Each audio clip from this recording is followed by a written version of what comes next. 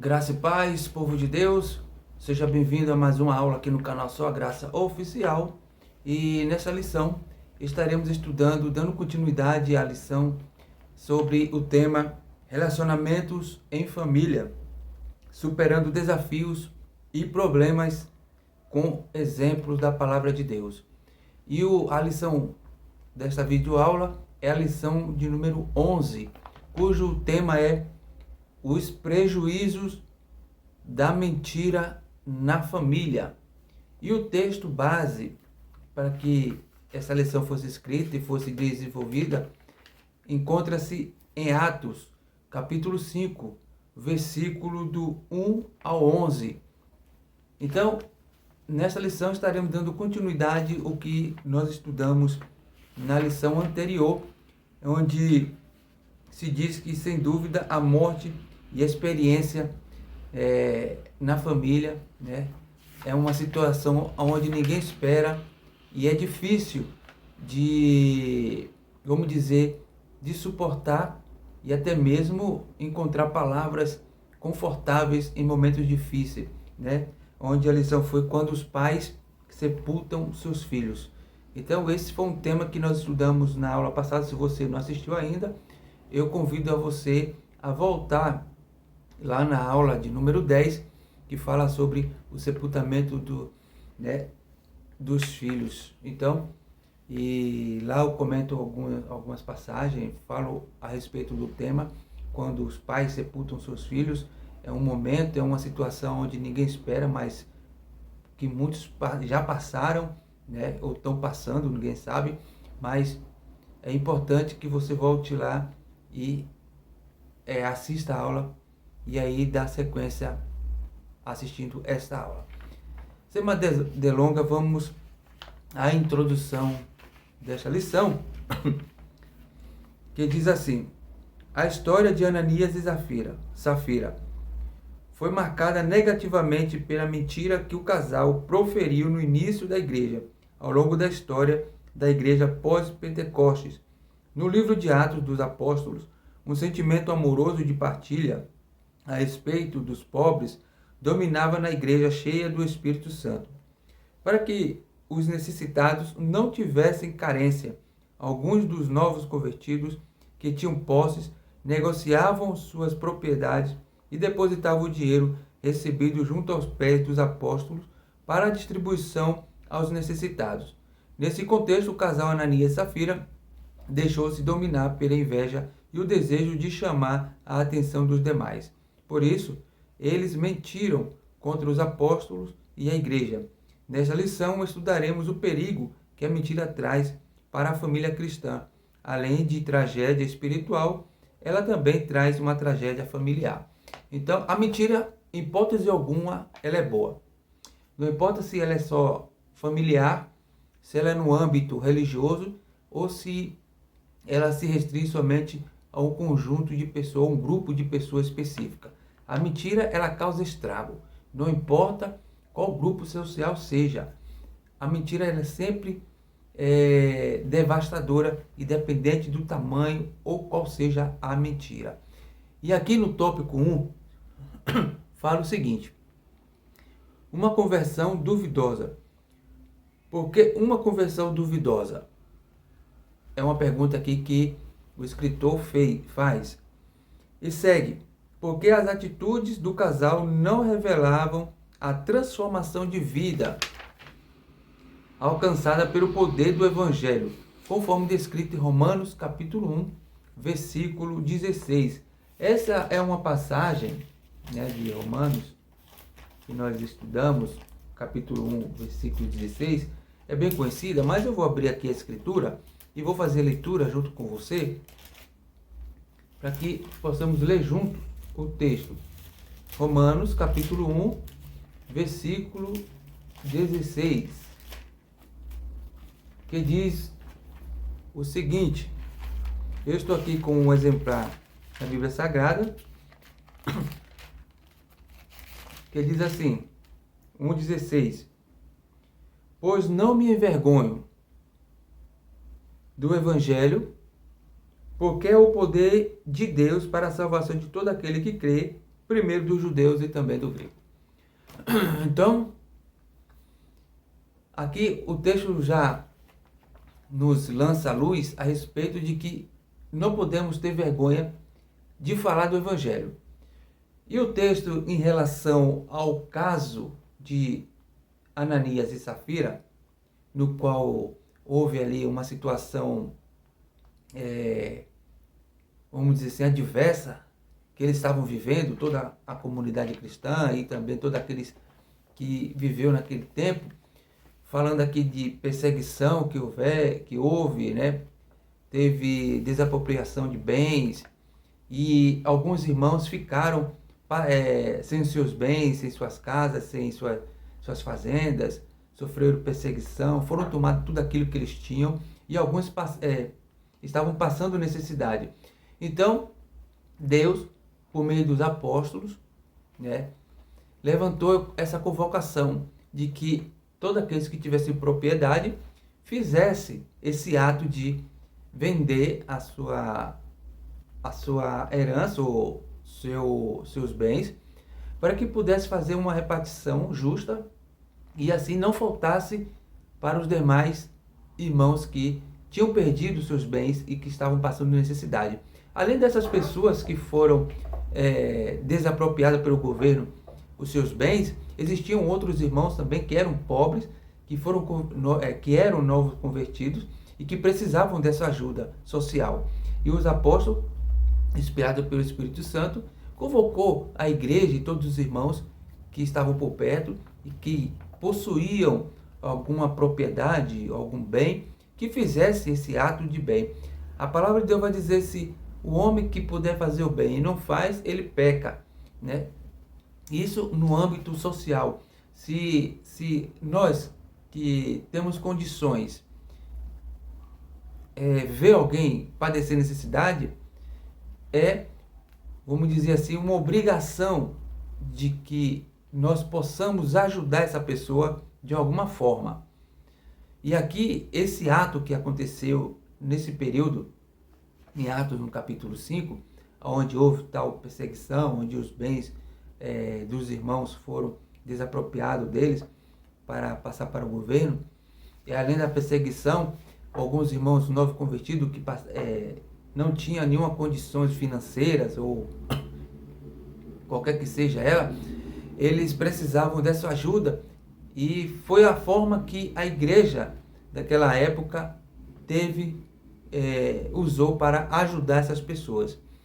Então, isso é importante que nós vemos a comunhão que a igreja primitiva tinha, a percepção, né, a visão, vamos dizer assim, e o amor uns pelos outros, nos dando o exemplo para os nossos dias, que assim devemos proceder, né? Porque não devemos mutuar, né, bens e achar e sermos egoístas. Mas quando um cristão, eu não vou nem falar aqui do povo judeu, tá? Eu estou falando aqui a igreja.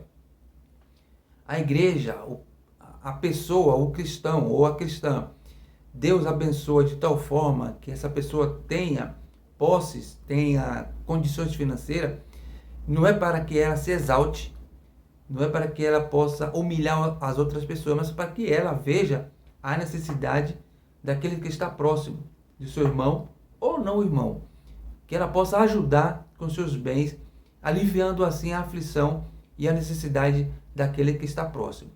Quando a Escritura fala, perdão, quando a Escritura fala que devemos amar o próximo, não é somente aquele que está próximo de mim, o meu irmão da igreja, os meus familiares, os meus amigos, mas todos aqueles que eu vejo que está padecendo algum tipo de necessidade e que Deus me mostra por algum meio, e para que eu possa assim exercer a misericórdia para com tal pessoa. E quando eu ignoro essa possibilidade de participar ativamente, de oferecer ajuda a esta pessoa, eu estou deixando de praticar o bem. E quando eu deixo de praticar o bem, no qual eu posso e consigo, eu sei que eu consigo, mas eu não faço, eu estou cometendo pecado. Assim, essa visão que a igreja primitiva teve em ajudar os seus irmãos foi de muita utilidade.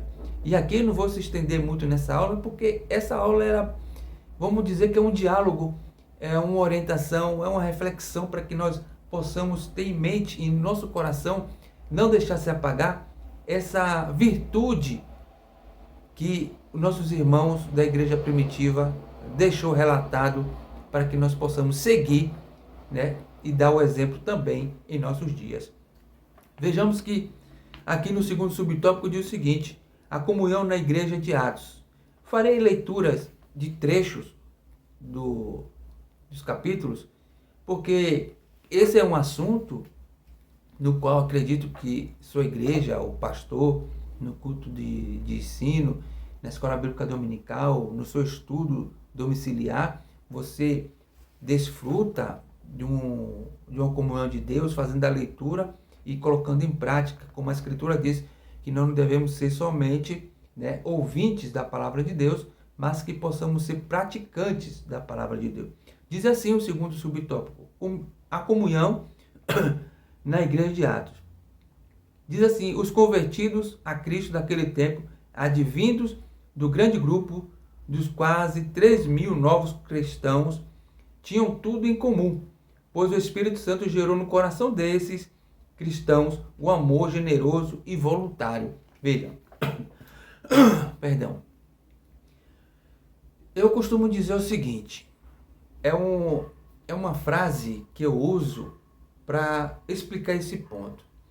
Quando alguma coisa de ruim que eu transpareço, essa pessoa sou eu, o pecador. Mas quando eu transpareço as coisas boas, quando eu pratico as coisas boas, eu costumo dizer que isso é Deus na minha vida. Então vejamos que para que eu possa, para que você possa, para que nós possamos praticar o bem, é necessário que nós tenhamos uma comunhão não somente com Deus, mas também com nossos irmãos em Cristo Jesus. Porque essa comunhão, ela nos traz alegria, paz e convicção daquilo que nós aprendemos pela fé e pelas Escrituras Sagradas, que é amar a Deus acima de todas as coisas e ao próximo como a ti mesmo. Então, quando eu consigo entender esses dois parâmetros, esses dois alicerces do cristianismo, eu consigo colocar em prática aquilo que a Escritura pede que eu faça.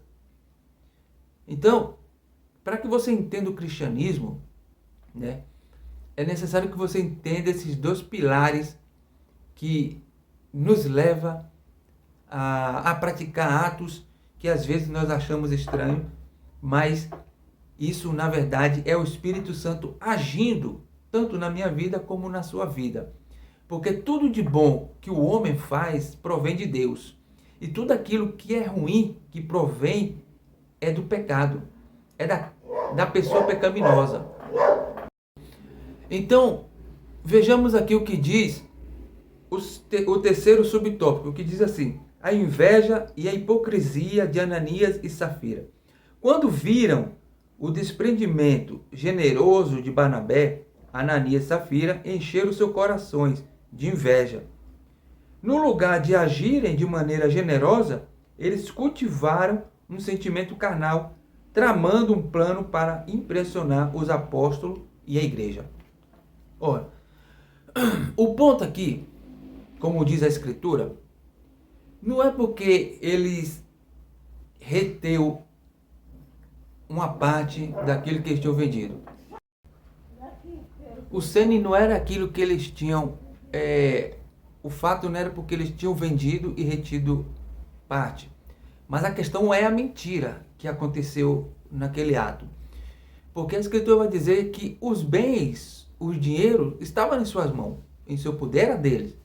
Ele não poderia mentir, ele não precisava mentir, ele poderia muito bem chegar e dizer, assim, olha, eu vou dar parte do que eu vendi e parte eu vou ficar para que eu possa fazer isso ou aquilo, ou ajudar alguém, outra pessoa da minha família, ou para mim fazer ou investir em outro lugar. Eu poderia fazer isso.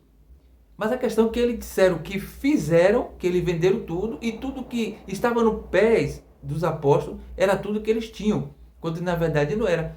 Só que eles pensaram que estavam mentindo para os apóstolos. Quando Pedro disse que, né, ele não mentiste a homens, mas mentiram a Deus, né, tentaram enganar Deus, e Deus não o perdoou. Porque a mentira, né, ele tem consequências, a mentira tem consequência. Por exemplo, quando o ser humano, quando você e eu mentimos para alguém próximo a nós, as consequências são terríveis. As pessoas perdem a confiança em nós. Não é isso que acontece? Se for filho com pai, o pai perde a confiança nos filhos, vice-versa. Esposa e esposo, se um mentir para o outro, perde a confiança um no outro. Amigos, perde confiança se houver mentira. Se no trabalho você mentir para o seu chefe, você perde a credibilidade. Então são coisas que estão aí, não é porque foram naquela situação referente à igreja. Mas a mentira, ela tem consequências ruins também na nossa vida secular no dia de hoje, em toda a área da nossa vida. Então falar a verdade sempre é importante, é prioridade. Tem um dito, né, que foi usado muito no século passado, que diz assim: a verdade, né, sempre, né, a verdade sempre. E outro disse assim, a paz se possível, mas a verdade ela precisa ser dita. Então precisamos sempre entender que esses pontos de falar a verdade não é que você ou eu temos obrigação. Isso tem que estar em nós. Falar a verdade tem que estar em nós. Então diz aqui que foi o diabo que encheu o coração deles para mentir. Então quando isso, por quê? A escritura refere-se ao diabo. Porque o diabo é o pai da mentira. E todos aqueles que seguem esse caminho torna-se filho da mentira, do pai da mentira. Então precisamos tomar cuidado. Mesmo que às vezes a verdade vai doer, fale a verdade. Mesmo que a verdade vai ofender alguém, mas diga a verdade. Se alguém lhe perguntar algo, não fale aquilo que a pessoa quer ouvir, mas fale aquilo que a pessoa precisa ouvir. Porque a verdade sempre, a princípio, na boca terá um gosto amargo, mas no ventre terá um gosto de mel.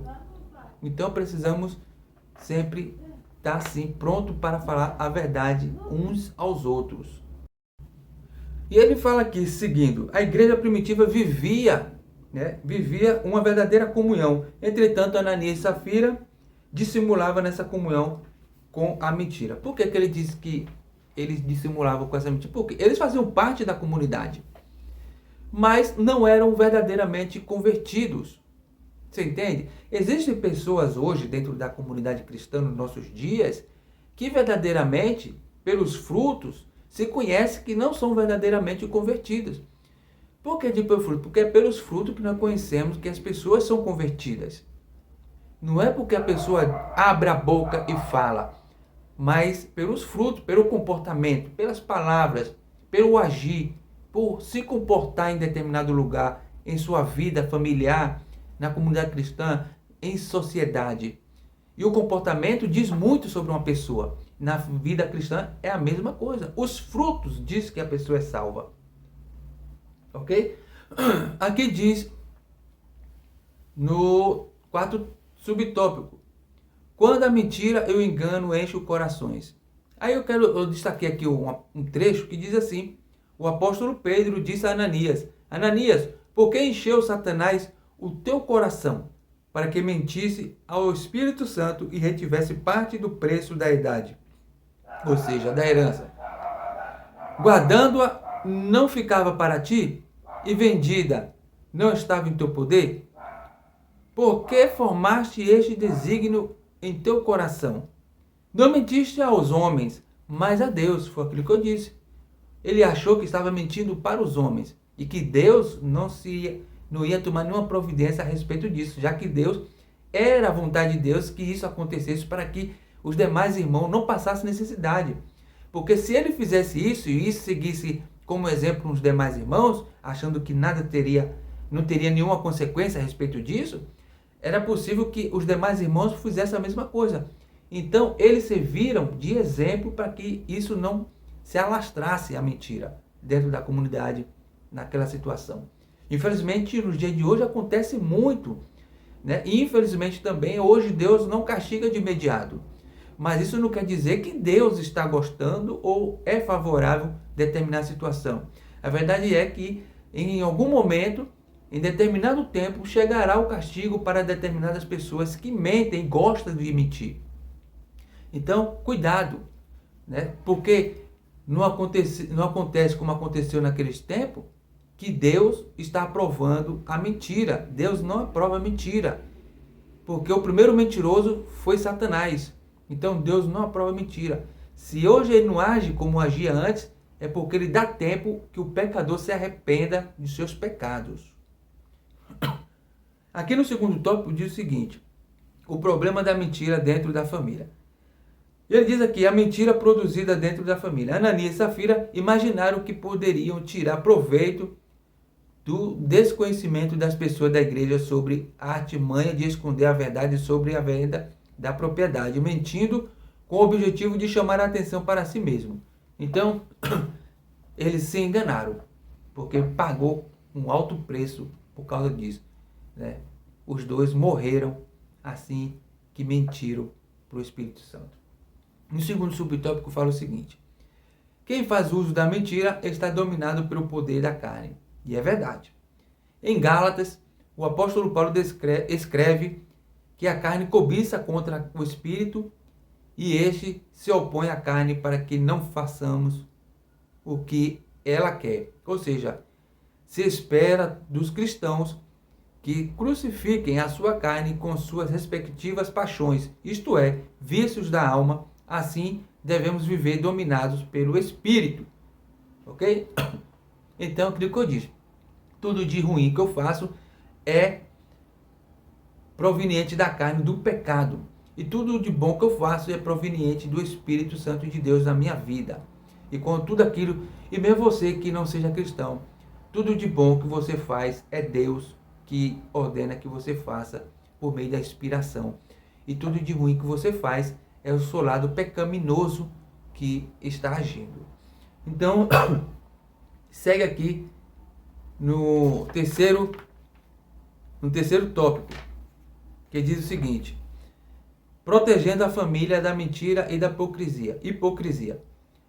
Cuidado contra os defeitos morais no lar. E aqui é forte. Vamos lá.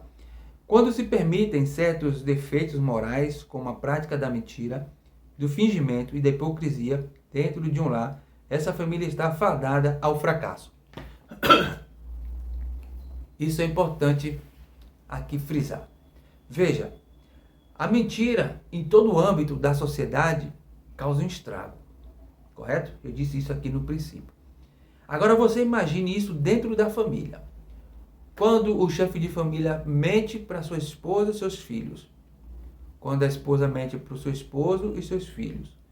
Quando os pais mentem para os seus filhos. Quando os filhos mentem para o seu pai. E quando todos mentem junto uns para os outros. Imaginou o dano que isso causa? Imaginou a tragédia que isso causa? Isso não fica só no âmbito presente, mas pode passar de geração em geração. Causa um estrago, não somente familiar, mas também atinge aqueles que estão ao redor, que torcem pela felicidade daquela família. E quando sabe que essa família está vivendo em situação adversa por causa da mentira, acaba atingindo aquelas pessoas que estão ao redor e que fazem parte do círculo de amizade e parentesco dessa família. Então a mentira, de hipótese alguma, ela tem que entrar dentro da família. Em hipótese alguma, ela tem que entrar. Ela tem que ficar fora da família. A mentira, ela causa danos terríveis e às vezes irreversíveis. Então, cuidado, sempre fale a verdade uns aos outros, principalmente com a sua família.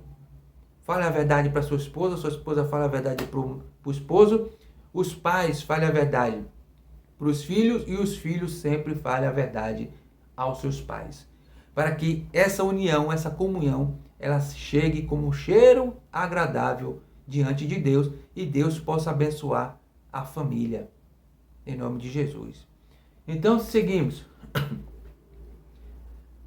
Segundo subtópico, do terceiro tópico. Precisamos agir contra a hipocrisia e a mentira. Ninguém está livre de se achar dominado pela mesma hipocrisia e mentira que se acharam no casal Ananias e Safira. Isso é uma verdade. Ninguém está livre de passar por isso. Mas todo mundo tem a capacidade de evitar. Então, se você puder evitar, se eu puder evitar, se nós podemos evitar, evite. Para que as consequências não venham em determinado tempo. Terceiro subtópico. Não deixe o inimigo agir na família. O versículo 3 diz: Ananias, por que encheu Satanás o teu coração? É indiscutível que Satanás age ativamente na terra, e especialmente contra a família da Igreja de Cristo. Ele trabalha contra essa importante instituição, investindo contra os seus membros. Infelizmente, como Ananias, há muitos que permitem a Satanás encher seus corações para desestabilizar a família. Então, na família cristã, Satanás sempre vai atacar e vai procurar um meio para que possa atingir a família. Na família que não é cristã, é da mesma forma. Você precisa proteger a sua família, entregando a sua família na mão de Deus e evitando tudo aquilo que vai dar brecha a Satanás de entrar na sua família. Então, mentiras é um ato que desagrada a Deus e agrada a Satanás. Não minta para a sua família. Fale a verdade, seja sincero, seja sincera uns aos outros, para que as bênçãos de Deus sejam sobre a sua família. E aqui eu quero concluir essa lição, que diz assim a conclusão. Como aconteceu com Ananias e Safira, que foram punidos pelo Senhor com morte instantânea, membros da família que praticam a mentira podem experimentar consequências gravíssimas por causa dessa prática. A Bíblia diz que a igreja é a coluna e a firmeza da verdade, conforme está descrito na primeira carta a Timóteo, capítulo 3, versículo 15. Portanto, ainda que um primeiro momento possa parecer difícil, o caminho da verdade sempre é o melhor. Como eu disse, a verdade sempre é a melhor opção. A mentira é a causa de muita destruição familiar, social e na igreja. Então, que Deus te abençoe em Cristo Jesus e tenha isso em mente, que o pai da mentira é Satanás e todos que seguem o mesmo caminho pagarão pelos seus pecados. Fale sempre a verdade, que isso agrada a Deus e as bênçãos de Deus virá sobre sua família, sobre a sua vida, em nome de Jesus. Amém.